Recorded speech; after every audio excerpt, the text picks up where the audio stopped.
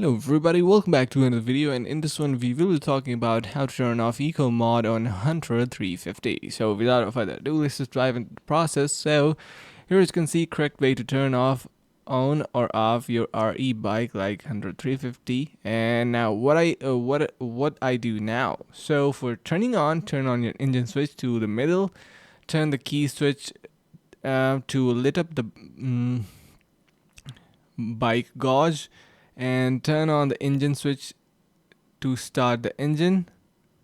And then for turning off, you're going to be simply turning off the engine switch to middle, turn off the keys, bike gauge, move the engine switch to far right from the middle.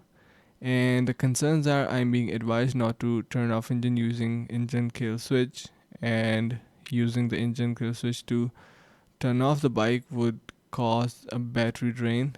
Is that correct? So we have an answer for that.